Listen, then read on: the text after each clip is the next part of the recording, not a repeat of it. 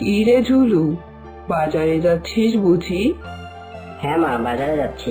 কিছু আনতে হবে নাকি? একটা ভালো দেখে মোচা নিয়ে আসিস তো বাবা, তেতো যেন না হয়। আচ্ছা মা।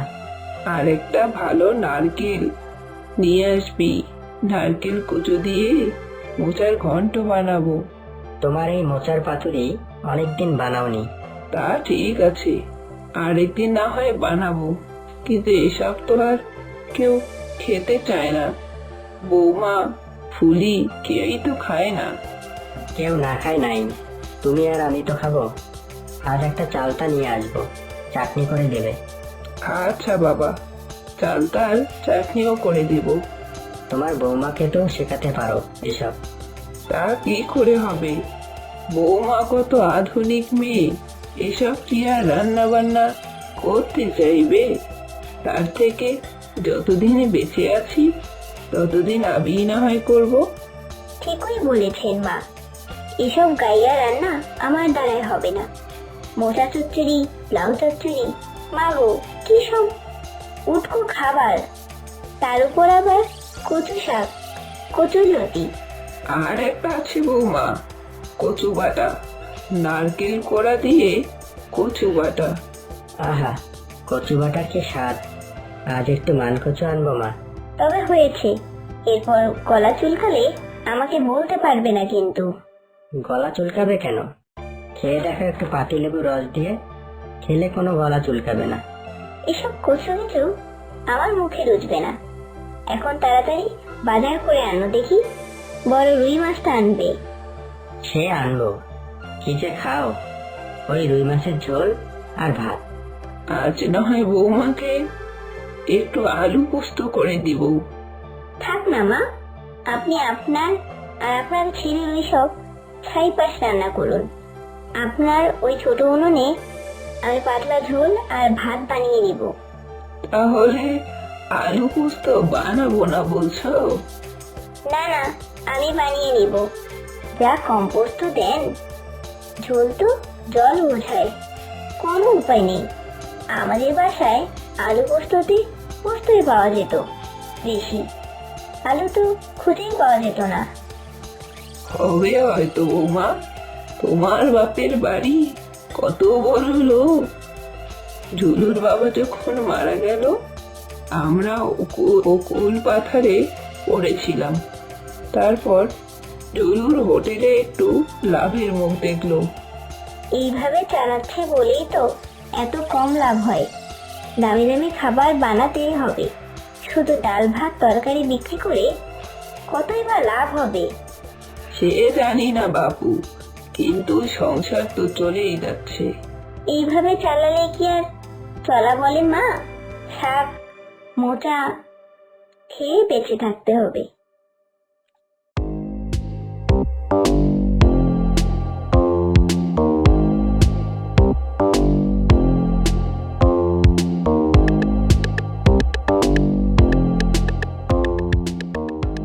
কি গো গিন্নি, বলি রান্না কত দূর?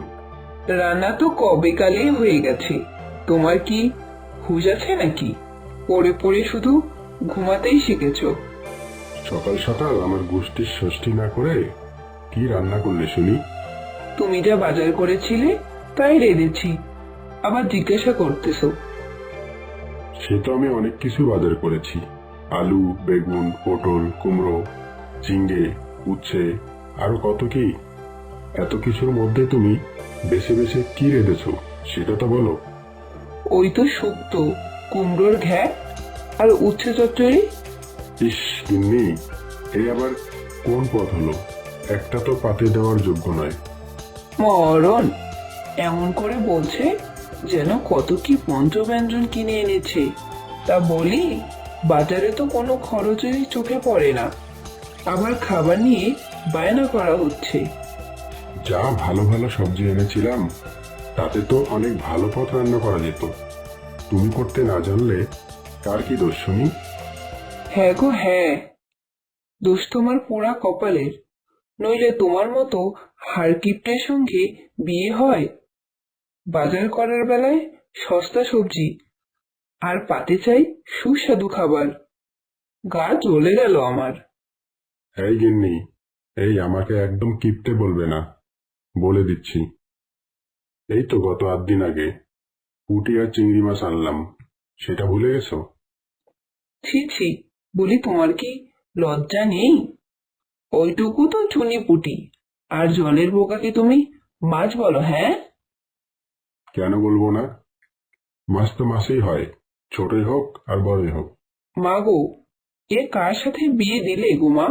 কতদিন হয়ে গেল, নিজের দোকান থাকতেও রুই কাতলা পেটে পড়ে না, উল্টে এই শাক আর শুক্তো খেতে খেতে পেটে চড়া পড়ে গেল মা। আর নাকি কান্না করতে হবে না, বাজারের থলেটা দাও, আজকে দোকান থেকে বড় মাছ নিয়ে আসবো, না হলে আজকে এই বাড়িতে আর শান্তি পাবো না।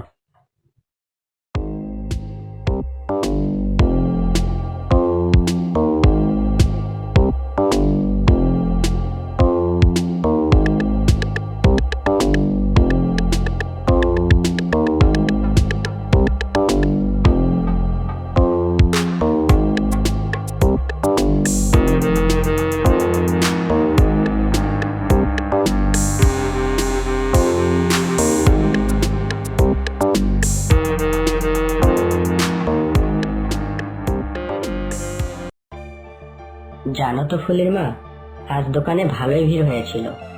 দোকানে সব খাবার শেষ হয়ে গেছে। কয়েকজন নতুন লোক এসেছিল, মাস কাবারই খাতায় খাবে। সে ভালো, তবে এভাবে আর কতদিন চলবে শুনি? ডাল ভাতের থালি, মাছের থালি, এই তো সব তোমার খরিদ্দার। তোমার খরিদ্দার তো শুধু খেটে খাওয়া আর দিন মজুর লোক। তা কত পয়সায় বা লাভ হবে এদের থেকে? কেন এমন বলছো? আমাদের গ্রামে আমার ভাতের থালার তো সব থেকে বেশি সুনাম, আর খেটে খাওয়া লোকজন তো গ্রামে বেশি। এর উপযুক্ত হোটেলেই তো আমার। আমি বলে মাংস পোলাও বানাতাম, দামও বেশি রাখতাম। দেখতে কত বেশি লাভ হতো। ব্যবসা করতে গেলে ঝুঁকি নিতে হয়, তা না হলে মোচার থোস আর মোচা। আজ মায়ের হাতের মোচার ঘন্ট আর কচু বাটা দারুণ হয়েছিল। তুমি খেয়েছিলে? কচু কিছু আমি খাই না, মোচাটা একটু খেয়েছি। আর আমি যে মাছের ঝোল বানালাম, সেটা বুঝি তোমার মুখে রুচে না? না না, তোমার মাছও খুব ভালো হয়েছিল। তোমার রান্না খুব ভালো। তবে তোমার মায়ের মতো না, কি তাই তো? বৌমার কথাই ঠিক রে চুলু, ব্যবসা বড় করার চেষ্টা তো চালানো উচিত সব সময়। তাকে আমি করি না? প্রথমে তো একটা ছোট চায়ের দোকান ছিল, আর এখন বড় ভাতের হোটেল। কিন্তু এর পিছনে সব থেকে বেশি অবদান বাহাদুরের। তোমার ওই এক কথা, খারাপ কি আছে? বলি ভালোটাই বা কি হয়েছে শুনি? সেই তো ওই বাহাদুরের কথায় ওঠো আর বসো। বাহাদুরের মতো কেউ হয় না গো। কত পরিশ্রমী আর পরোপকারী, সবসময় কারো না কারো উপকার করেই চলছে। ওসব নাম কামানোর জন্য ঠিক।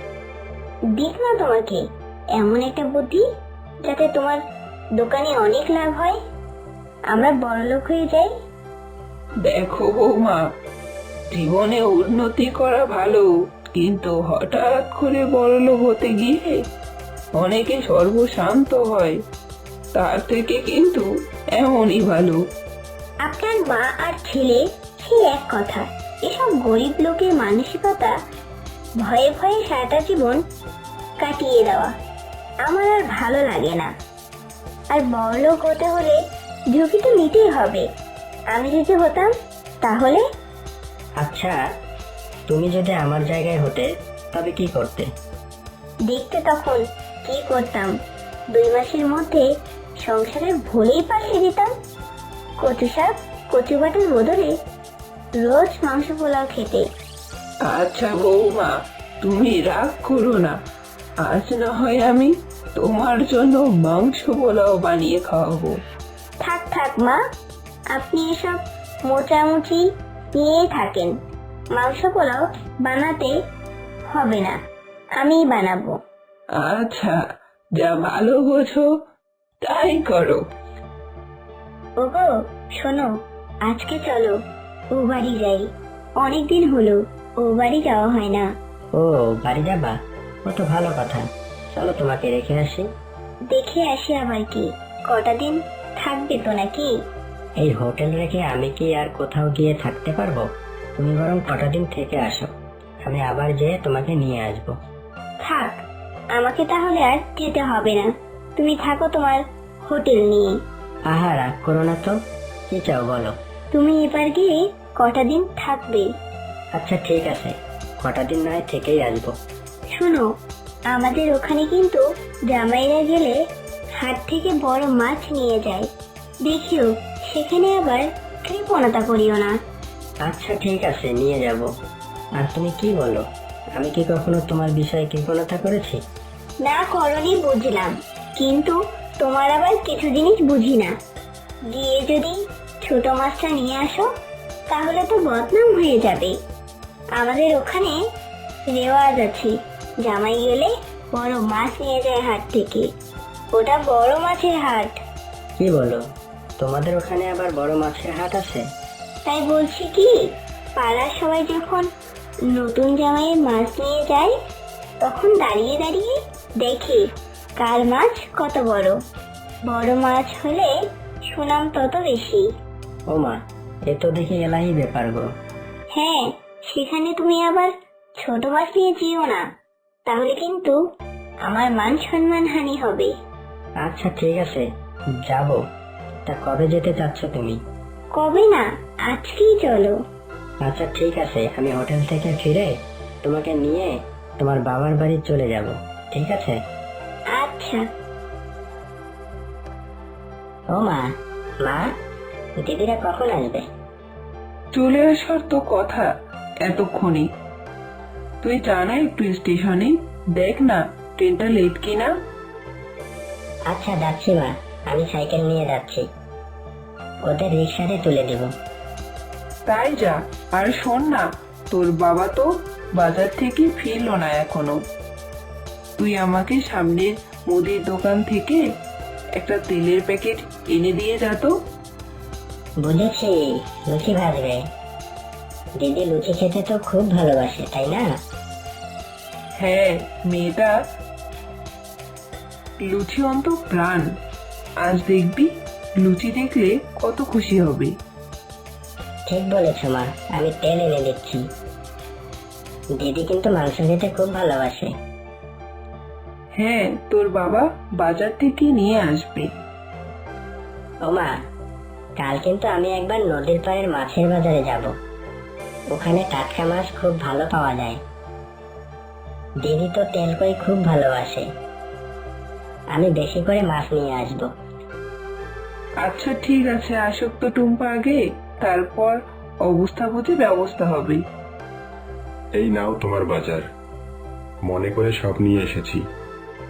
তবে ইলিশটা সেরকম পছন্দ হয়নি, আর একটু বড় হলে ভালো হতো।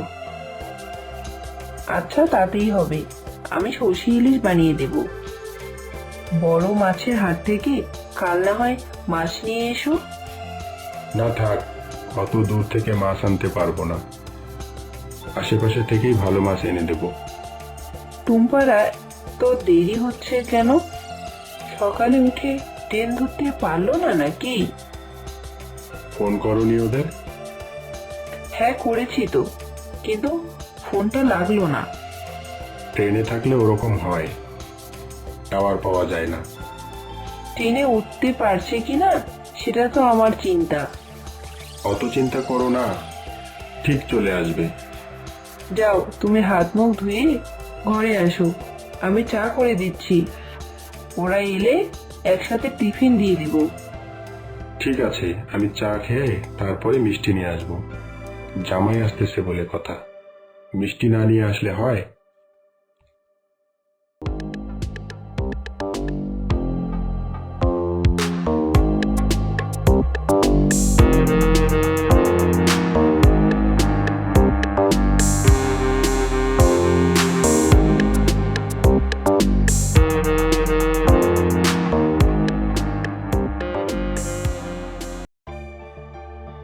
ওরে, তাড়াতাড়ি হাতের কাজটা সেরে নে না, তা না হলে ওরা চলে আসলে পরে আর সামলানো যাবে না।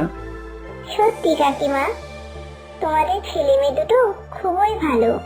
হ্যাঁ, টুম্পার ভাইও খুব ভালো। দিদি অন্ত প্রাণ। যেদিন দিদি শ্বশুর বাড়ি চলে গেল, সেদিন দিদির ঘরে দরজা বন্ধ করে সারাদিন কেঁদেছিল। সেটাই তো হয় কাকিমা, এতদিনের সম্পর্ক। আজকে দেখো না, টুম্পারা আসবে বলে ও সকাল থেকে ঘর বার করতেছে। কখন আসবে বউরা? এটাই তো কথা, সেই সকালে বেরিয়েছে।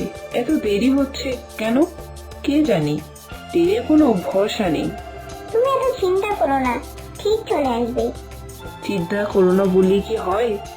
মা তো সন্তানের জন্য চিন্তা করবেই। টুম্পার বাবাও খুব চিন্তায় আছে, মুখ ফুটে কিছুই বলতেছে না ঠিকই, কিন্তু আমি তো বুঝি। কাকু তো আবার ব্যাগ নিয়ে বেরোলেন। হ্যাঁ, মিষ্টির দোকানে গেল। জামাই মিষ্টি খাবে না, তাই আনতে গেল।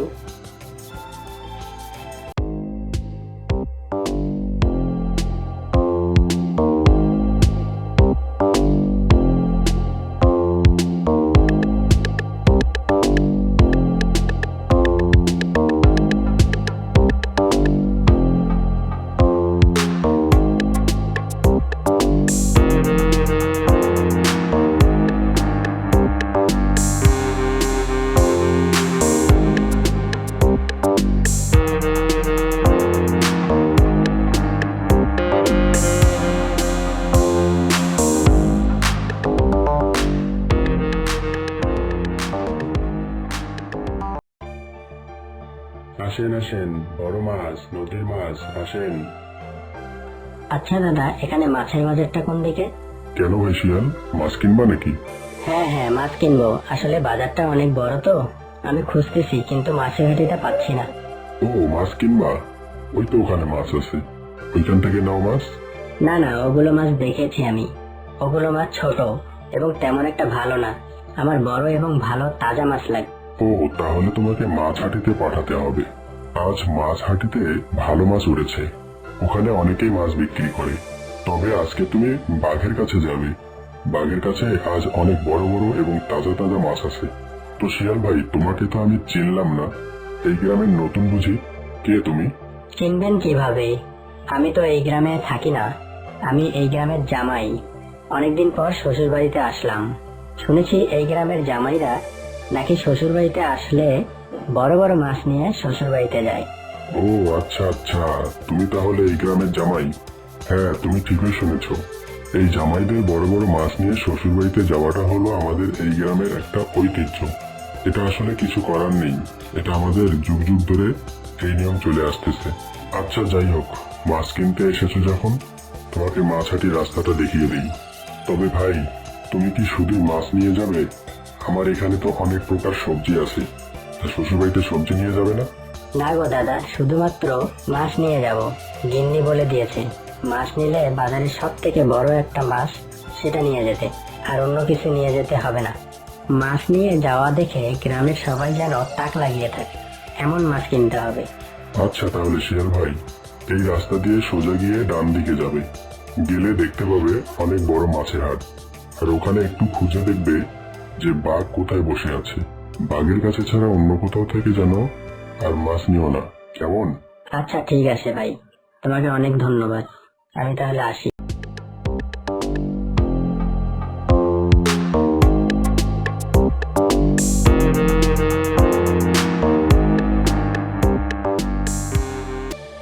আসেন আসেন, বড় মাছ, নদীর মাছ, আসেন। বেশ কথা বলো তো মামা, তা কি কি মাছ আছে তোমার কাছে? এই তো দেখেন না, সব মাছ আছে, বড় বড় কাতলা, পাঙ্গাস, বোয়াল। আর এই দেখেন কত বড় চিতল মাছ, পেটটা দেখছেন? খাইতে দিলে সবাই তাকিয়ে থাকবে। এটা নেন, সস্তায় দিয়ে দেব। ও বাবা, এত বড় মাছ নিয়ে কি করব? শ্বশুর বাড়িতে তো মাত্র কয়েকজন। এটা যে কি বলেন, শোনেন, বড় মাছের হাটে এ অঞ্চলে সব জামাইরা আসে, আর শ্বশুর বাড়ি বড় বড় মাছ নিয়ে যায়। এক বাসায় 2-3 জামাই থাকলে আর কথাই নেই। ও বাবা, এত সব কাণ্ড! হ্যাঁ, নইলে কি আর বলি, যে জামাই যত বড় মাছ নিয়ে যাবে তার তত বেশি খাটের যত্ন নেওয়া যায়। চিতলটাই নিয়ে যাও, সদ্য ধরা, একেবারে টাটকা। টাটকা? কোথাকার মাছ এটা? টাটকা না হলে পয়সাই নিব না। ব্রহ্মপুত্র নদী থেকে ধরা হয়। আচ্ছা, এত বড় বড় সব মাছ একসাথে সবাই ধরে কিভাবে? আসলে শিয়াল নদী থেকে বড় মাছ ধরে যে যার পুকুরে রাখে কয়দিন, এরপর হাটে সবাই নিয়ে আসে। তা এই চিতলটা কত কিলো হবে? সে দিচ্ছি মেপে, তা তো 10 কিলো হবেই। বলো কি গো, চিতল মাছ 10 কিলো ওজন? তাহলে আর এ হাটে বিক্রি করতেছি কেন বলো তো? এখানে সব বড় বড় মাছই বিক্রি করে। আচ্ছা, এত বড় মাছ নিয়ে যাবো কিভাবে? হ্যাঁ, রশি দিয়ে বেঁধে নিবা। দুজন থাকলে তো বাসে করে ঝুলে নিয়ে যেতে পারতা। দাম কত দিব? খুব বেশি হলে নিতে পারবো না কিন্তু। আহা, আপনার কাছে বেশি নিব না, 4000 টাকাই দেন। 4000 দাম? এটা একটু বেশি হয়ে যায় না? কি যে বলো শিয়াল, বেশি কেন হবে? শ্বশুরবাড়ি নিয়ে গিয়ে দেখবেন সবাই কেমন ধন্যি ধন্যি করতেছে। আচ্ছা দাও, ভালো করে বেঁধে দিও কিন্তু। তা দিতেছি, চেনাশোনা কেউ নেই, দুজন মিলে কাঁধে নিলে ভালো হতো। কাকে পাবো? আচ্ছা, তাহলে কোনো ভ্যানে করে নিয়ে যান।